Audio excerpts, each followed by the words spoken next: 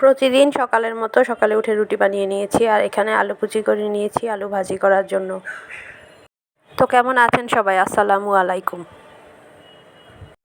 এখানে সকালের নাস্তায় রুটি করে নিয়েছি, আলু ভাজি করে নিয়েছি, ডিম ভাজি করে নিয়েছি, আর 1 কাপ চা।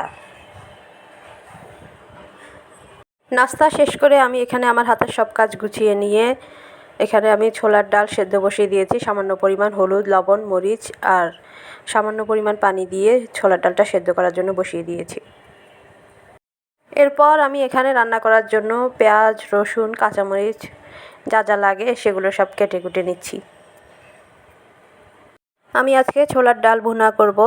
তো অফ ক্যামেরায় আমি ঝোলের জন্য পানি দিয়ে দিয়েছি। এখন ডালটা সেদ্ধ হয়েছে কিনা সেটা আমি চেক করে নিচ্ছি। ডাল সেদ্ধ হয়ে গিয়েছে, আমি এখন ডাল নামিয়ে বাগার দিয়ে নিব।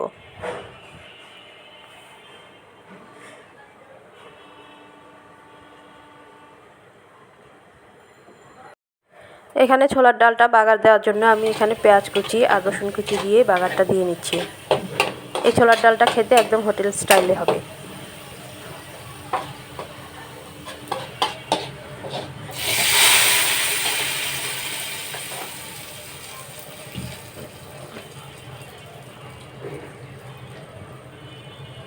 এই ছোলার ডালটা একেবারে রুটি, পরোটা, ভাত সব কিছু দিয়ে খাওয়া যাবে।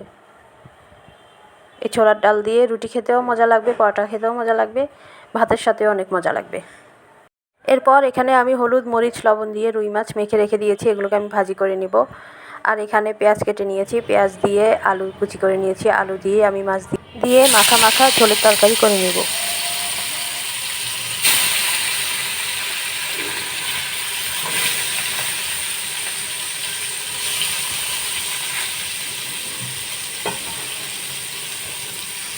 এখানে মাছ ভাজি করার পর সাইডে অনেক তেল ছিটকে পড়ে পুরা নষ্ট হয়ে গিয়েছে আশেপাশে। তো সেগুলো আমি মুছে নিচ্ছি। আমি একটু পর পরে এগুলো মুছে নিই। মাছ ভাজা নামিয়ে রেখে দিয়ে আমি এখন ফ্রাই প্যানে তেল দিয়ে তেলটা গরম করে নিয়েছি। এই পর্যায়ে আমি দিয়ে দিচ্ছি পেঁয়াজ কুচি আর সামান্য পরিমাণ লবণ।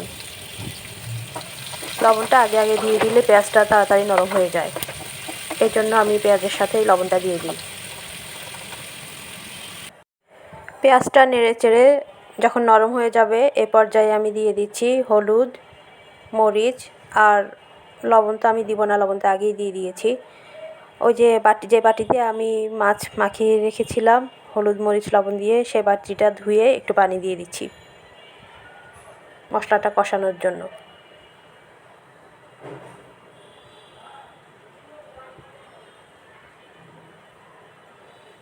তো এখন আমি ঢাকনা দিয়ে মশলাটা কষিয়ে নিব। তো আমার মশলাটা কষানো হয়ে গিয়েছে। আমি অফ ক্যামেরায় আলুগুলো দিয়ে দিয়েছি, দিয়ে ঢাকনা দিয়ে আবার কিছুক্ষণ কষানোর জন্য রেখে দিয়েছি।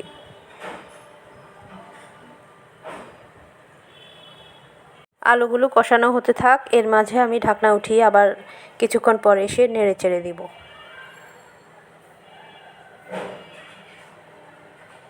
এই যে আমি আলুগুলো ভালো করে কষিয়ে নিয়েছি মশলা সহ। এখন আমি ঝোলের জন্য পানি দিয়ে দিব।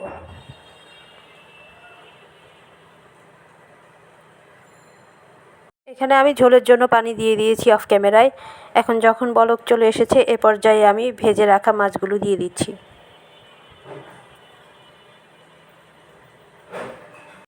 দিয়ে এখন আরও কিছুক্ষণ ঢাকনা দিয়ে জাল করে নেব।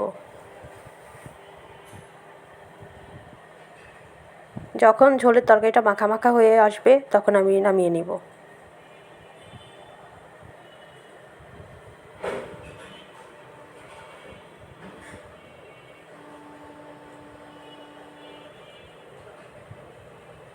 তো এই তো আমার তরকারিটা হয়ে গিয়েছে। আমি এখন উপর থেকে কিছু কাঁচামরিচ দিয়ে তরকারিটা নামিয়ে ফেলবো।